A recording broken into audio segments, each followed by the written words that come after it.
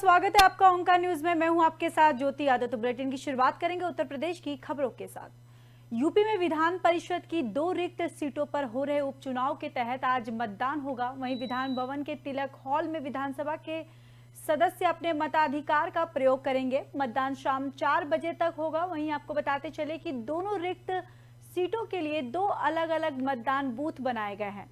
मतदान के 1 घंटा बाद मतगणना की प्रक्रिया शुरू होगी। वहीं रात्रि 9 बजे तक उपचुनाव के नतीजे भी सामने आ सकते हैं।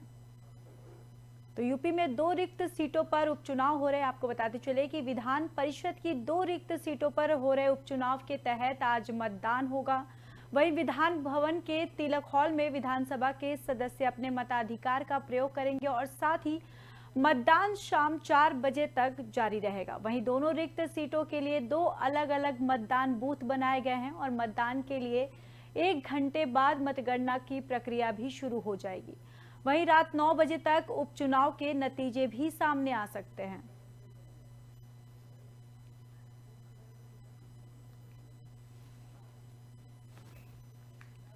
तो आपको बताते चले कि 2 रिक्त सीटों पर उपचुनाव हो रहे हैं और वहीं आपको बताते चले कि शाम तक मतगणना की प्रक्रिया भी शुरू हो सकती है। साथ ही साथ आपको बताते चले कि रात 9 बजे तक इस उपचुनाव के नतीजे भी सामने आ सकते हैं।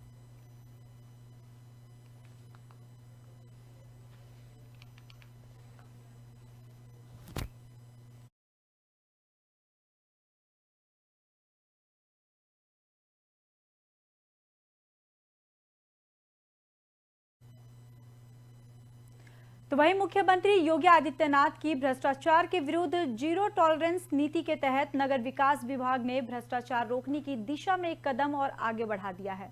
अब निकाय कर्मियों को अपना और अपने घर वालों की संपत्तियों का ब्यौरा मानव संपदा पोर्टल पर ऑनलाइन करना होगा। इसके साथ ही विभाग में पिछली बार की तरह मेरिट पर आधारित ऑनलाइन तबादला भी किया जाएगा। प्रमुख सचिव नगर विकास अमृत अभिजात ने बताया कि प्रथम नियुक्ति के समय से हर 5 साल की अवधि बीतने पर अधिकारी अचल संपत्ति की घोषणा करेंगे। इनमें संपत्ति, हिस्सों और अन्य लगी हुई पूंजियों का ब्यौरा भी देना होगा। इसे एनओआईसी के मानव संपदा पोर्टल पर अपलोड करना होगा। साथ ही सभी अधिकारियों और कर्मचारियों का केपीआई भी होगा। वहीं आपको बताते चले कि पशु चिकित्सा सेवा के अधिकारियों को केपीआई से मुक्त रखा गया है। अपर नगर आयुक्त, संयुक्त नगर आयुक्त, उप नगर आयुक्त, सहायक नगर आयुक्त के 3 वर्षों की वार्षिक गोपनीय वृष्टियों के आधार पर अंक निर्धारित होंगे और इसी तरह 3 सालों के लघु दीर्घ दंड के आधार पर 3 वित्तीय वर्षों में सौंपे गए लक्ष्य के सापेक्ष उपलब्धि और कार्मिक को गत 3 वित्तीय वर्षों में प्रक्षिप्त पत्र प्राप्त होने के आधार पर अंक निर्धारित होंगे। वहीं प्रत्येक वित्त वर्षों में प्राप्त प्रक्षिप्त पत्र के लिए 2 अंक भी रखे गए हैं। आपको बताते चले कि कार्मिक को प्रक्षिप्त पत्र प्राप्त होने पर अधिकतम 6 अंक और कार्मिक को प्रक्षिप्त पत्र प्राप्त न होने पर 0 अंक मिलेगा। वहीं कार्मिक द्वारा विभाग में प्रस्तुत किए गए चल अचल संपत्ति के विवरण के आधार पर भी अंक मिलेंगे। कर अधीक्षक और अधिशासी अधिकारी, नगर पालिका परिषद और नगर पंचायत मुख्य अभियंता, अधिशासी अभियंता, सहायक अभियंता, अवर अभियंता और विद्युत यांत्रिक अभियंताओं की भी इन्हीं आधार पर अंक मिलेंगे।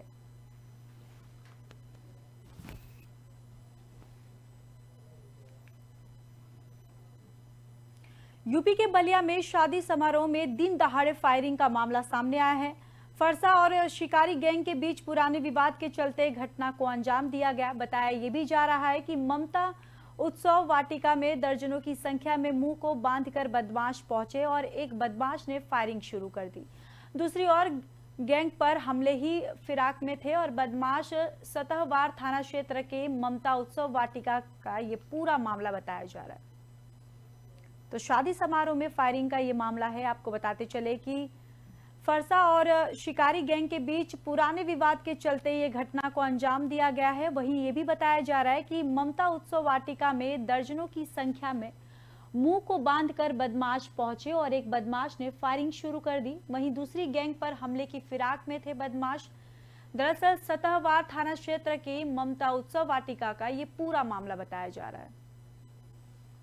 तो पुराने विवाद को लेकर दो पक्षों में मारपीट हुई है। साथ ही साथ आपको बताते चले कि दिन दहाड़े फायरिंग का भी ये पूरा मामला है, जहां पर फरसा और शिकारी गैंग के बीच पुराने विवाद के चलते घटना को अंजाम दिया गया। वहीं इस पूरे मामले में ये भी बताया जा रहा है कि ममता उत्सव वाटिका में दर्जनों की संख्या में मुंह बांधकर बदमाश पहुंचे और एक बदमाश ने फायरिंग शुरू कर दी।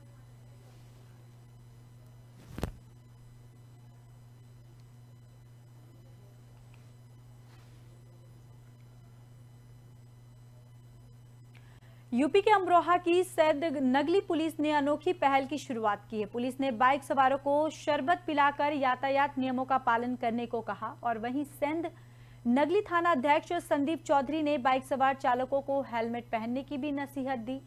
दरअसल शरबत पिलाकर कार चालकों से सीट बेल्ट लगाने की अपील की है और साथ ही सभी से यातायात नियमों का पालन करने की भी अपील की गई। थाना सेंग नगली मार्ग का ये पूरा मामला बताया जा रहा है। तो अमरोहा पुलिस की एक अनोखी पहल, आपको बताते चले कि शरबत पिलाकर यातायात नियमों का पालन करने को कहा जा रहा है। वहीं सैद नगली थाना अध्यक्ष संदीप चौधरी ने बाइक सवार चालकों को हेलमेट पहनने की भी नसीहत दी है और साथ ही साथ शरबत पिलाकर कार चालकों से सीट बेल्ट लगाने की अपील की। वहीं यातायात नियमों का पालन करने को भी कहा गया है और थाना सैद नगली मार्ग का ये पूरा मामला बताया जा रहा है। तो अमरोहा पुलिस की तरफ से एक ये अनोखी पहल देखने को मिली है, जहां पर पुलिस ने बाइक सवारों को शरबत पिलाकर यातायात नियमों का पालन करने को कहा और साथ ही सैद नगली थाना अध्यक्ष संदीप चौधरी ने बाइक सवार चालकों को हेलमेट पहनने की नसीहत दी है। शरबत पिलाकर कार चालकों से सीट बेल्ट लगाने की भी अपील की और साथ ही साथ सभी यातायात नियमों को पालन करने की भी अपील की।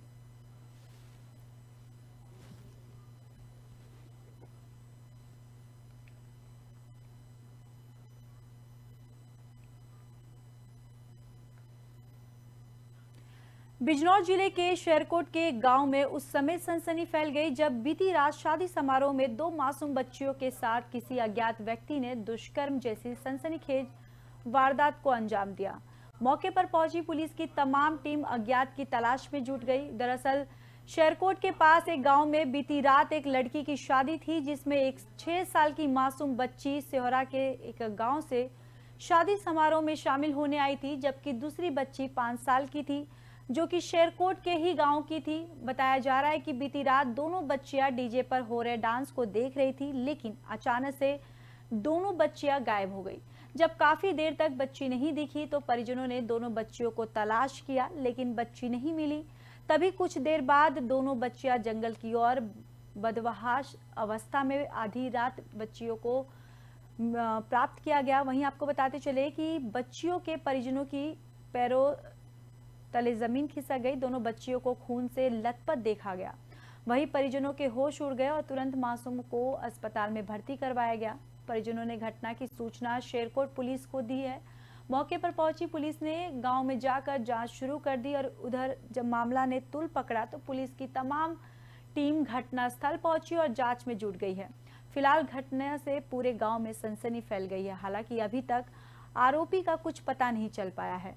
पुलिस हर एक पहलू से मामले की जांच में जुटी हुई है। वहीं पुलिस अज्ञात आरोपी के खिलाफ संगीन धाराओं में मुकदमा दर्ज कर जांच पड़ताल शुरू कर दी है।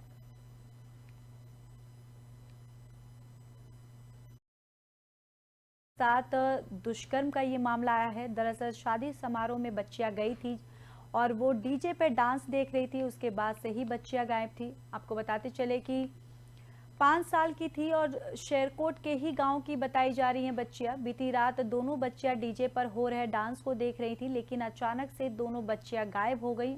जब काफी देर तक बच्ची नहीं दिखी तो परिजनों ने दोनों बच्चियों को तलाश करना शुरू कर दिया, लेकिन बच्चियां कहीं नहीं मिली।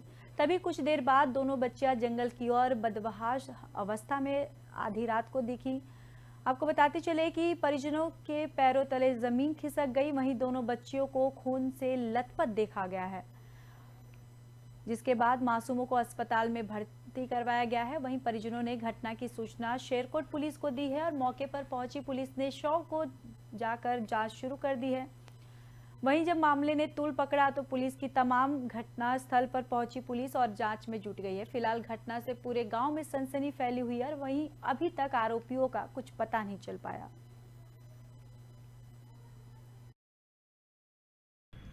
आज सुबह शेरकोट पुलिस को एक पिता ने सूचना दी कि उनके गांव में, शेरकोट थाना क्षेत्र के गांव में उनके घर पे बारात आई हुई थी। रात में उनकी बच्ची, 6 वर्षीय बच्ची तथा उनके साले की बच्ची दोनों मिसिंग हो गई थी। ढूंढने पर वो सुबह मिली तो उन्होंने ये बताया कि बारात में एक चाचा आए हुए थे, उन चाचा ने उनके साथ गलत कार्य किया है। इस सूचना में पुलिस तत्काल मौके पर पहुंची। बच्चियों को उपचार हेतु अस्पताल में भर्ती करा दिया गया है।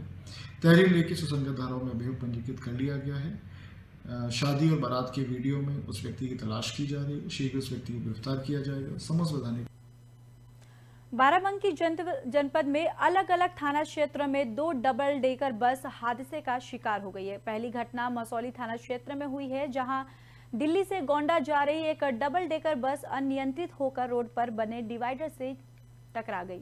इस हादसे में करीब आधा दर्जन यात्री घायल हुए, जिन्हें इलाज के बाद उनके गंतव्य की ओर भेज दिया गया।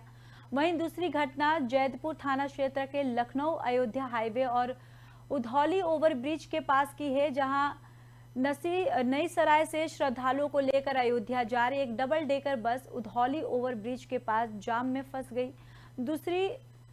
इसी दौरान पीछे से आ रही एक अनियंत्रित ट्रक ने उसे पीछे से टक्कर मार दी। इस हादसे में बस में सवार करीब 40 यात्री घायल हो गए, जिन्हें रामसनेही घाट समुदाय स्वास्थ्य केंद्र में भर्ती करवाया गया। इन हादसों में गनीमत ये रही कि दोनों बसों में सवार यात्रियों में से किसी की जान हानि नहीं हुई है। वहीं बताया ये भी जा रहा है कि नई सराय से एक डबल डेकर बस यात्रियों को लेकर अयोध्या तीर्थ स्थल जा रही थी। तभी जैदपुर थाना क्षेत्र में लखनऊ अयोध्या हाईवे पर उधौली ओवरब्रिज के पास यह बस जाम में फंस गई और इसी दौरान पीछे से आ रही एक तेज रफ्तार ट्रक ने इस डबल डेकर बस को टक्कर मार दी। हादसे के बाद इस बस में सवार करीब 40 यात्री घायल हो गए। सूचना से मौके पर पहुंची पुलिस ने सभी घायलों को इलाज के लिए रामसनेही घाट समुदाय स्वास्थ्य केंद्र में भर्ती करवाया। बताया ये भी जा रहा है कि इन 40 यात्रियों में से कोई गंभीर घायल नहीं है और सीएचसी और पर मौजूद डॉक्टरों ने सभी का प्राथमिक उपचार किया। सीएचसी डॉक्टर अमरेश वर्मा ने मानवता की मिसाल पेश करते हुए सभी घायलों को चाय नाश्ते भी करवाए। वहीं दूसरी घटना जिले के मसौली थाना क्षेत्र के मसौली चौराहे की है। यहाँ एक डबल डेकर बस लखनऊ से गोंडा जा रही थी। इसी दौरान वह मसौली चौराहे पर अनियंत्रित होकर डिवाइडर से चढ़ गई। डिवाइडर पर चढ़ने के बाद यह डबल डेकर बस रोड पर पलट गई। इस हादसे में करीब आधा दर्जन यात्री घायल हो गए, जिन्हें मौके पर पहुंची पुलिस ने बड़ा गांव सामुदायिक स्वास्थ्य केंद्र में भर्ती करवाया, जहां से उपचार के बाद उन्हें उनके गंतव्य की ओर रवाना कर दिया गया। वहीं इस हादसे के बाद बस ड्राइवर मौके से फरार बताया जा रहा है। इन दोनों हादसों में गनीमत ये रही कि दोनों बसों में सवार यात्रियों में से किसी की जान हानि नहीं हुई है।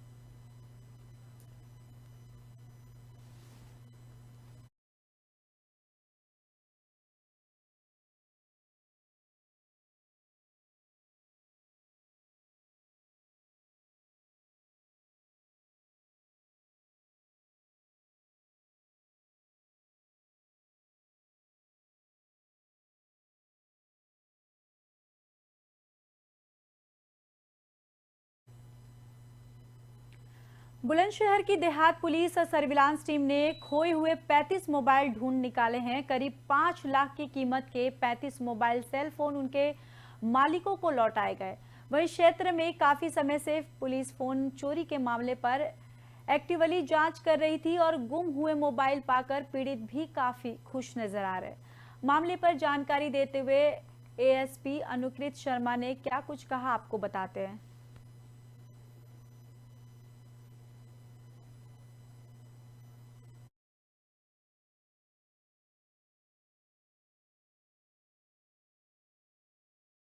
कैसा लग रहा है 1-1.5 साल पुराना? मुझे बहुत अच्छा लग रहा है। पुलिस प्रशासन की कार्य सराहनीय है और जो जिस टीम ने कार्य किया है वो वाकई में बधाई पात्र है।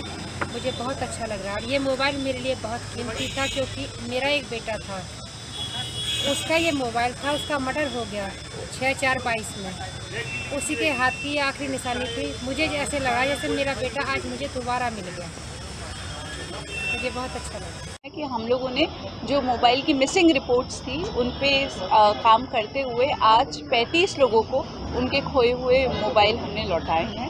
और ये मोबाइल अन्य राज्यों से जैसे कि कर्नाटका, राजस्थान, बिहार आदि से भी प्राप्त हुए हैं और हमें बेहद खुशी है कि हम कुछ लोगों के मोबाइल सफलतापूर्वक खोजकर उन्हें दे पाए। ये मिसिंग ही थे या कुछ पटवारी के भी? ये सारे के सारे मोबाइल जो थे मिसिंग थे। अभी और भी बरामद किए जाएंगे? हाँ, ये लगातार हम लोगों का काम चलता रहता है। हम सर्विलेंस के माध्यम से जितने भी खोए हुए मोबाइल है उनका लगातार जो हमें होमवर्क करना होता है वो करते रहते हैं। अभी कुछ हमारे पास नंबर सफिशिएंट इकट्ठा हो गया था तो हम लोगों ने उसका एक। उत्तर प्रदेश की खबरों में बस इतना ही। बाकी देश और दुनिया की खबरों के लिए देखते रहिए ओंकार न्यूज।